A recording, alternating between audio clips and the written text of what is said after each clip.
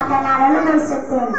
1947 August 15ರಂದು ನಮ್ಮ ದೇಶ ಸ್ವಾತಂತ್ರ್ಯವಾಯಿತು.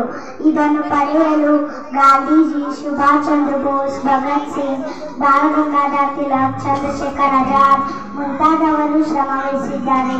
ನನಗೆ ರಕ್ತ ಕೊಡಿ, ನಾನು ನಿಮಗೆ ಸ್ವಾತಂತ್ರ್ಯ ತಂದುಕೊಡುತ್ತೇನೆ ಎಂದು ವಾಗ್ದಾನ ಮಾಡಿ ಬ್ರಿಟಿಷರಿಗೆ ಎಚ್ಚರಿಕೆ ಕೊಟ್ಟ ನಮ್ಮೆಲ್ಲರ ನೇತಾಜಿ ಸುಭಾಷ್ ಚಂದ್ರ ಬೋಸರು, ಭಗತ್ ಸಿಂಗ್, ಚಂದ್ರಶೇಖರ್ ಆಜಾದ್ ಬ್ರಿಟಿಷರ ವಿರುದ್ಧ ಹೋರಾಟಕ್ಕೆ ಕ್ರಾಂತಿಯ ಕಹಳೆ ಊದಿದರು.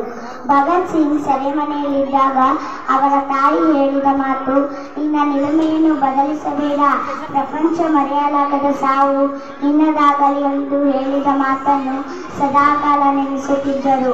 ಗಲ್ಲು ಶಿಕ್ಷೆ ನೀಡುವ ಅಧಿಕಾರಿಯು ನಾನು ನಿನಗೆ ಗಲ್ಲಿಗೇರಿಸುತ್ತಿದ್ದೇನೆ ಎಂದಾಗ, ಯು ಹ್ಯಾವ್ ಅಪಾರ್ಚುನಿಟಿ ಹಿಯರ್, ನಾನು ನಿನಗೊಂದು ಅವಕಾಶ ಕೊಡುತ್ತಿದ್ದೇನೆ, ನನ್ನಂಥವನನ್ನು ಕೊಂದು ನಿನ್ನ ಜನ್ಮ ಪಾವನ ಮಾಡಿಕೊ ಎಂದು ನಗುನಗುತ್ತಾ ಹೇಳಿ ಸಾವನ್ನಪ್ಪುತ್ತಾರೆ. ಉತ್ತರದಲ್ಲಿ ಝಾನ್ಸಿ ರಾಣಿ ಲಕ್ಷ್ಮೀಬಾಯಿ, ದಕ್ಷಿಣದಲ್ಲಿ ಕಿತ್ತೂರು ರಾಣಿ ಚೆನ್ನಮ್ಮ ಬ್ರಿಟಿಷರ ವಿರುದ್ಧ ಹೋರಾಟಕ್ಕೆ ಅಣಿಯಾದರು. ಬ್ರಿಟಿಷರನ್ನು ಕಿತ್ತೊಗೆಯಲು ಕತ್ತಿಯನ್ನು ಕೈಗೆತ್ತಿಕೊಂಡರು. ಹೆಣ್ಣು ಅಬಲೆಯಲ್ಲ ಸಬಲೆ ಎಂದು ಬ್ರಿಟಿಷರಿಗೆ ಮನವರಿಕೆ ಮಾಡಿದರು. ಸ್ವಾತಂತ್ರ್ಯ ಪಡೆಯಲು ಅನೇಕರು ತಮ್ಮ ಪ್ರಾಣ ತ್ಯಾಗ ಮಾಡಿದ್ದಾರೆ.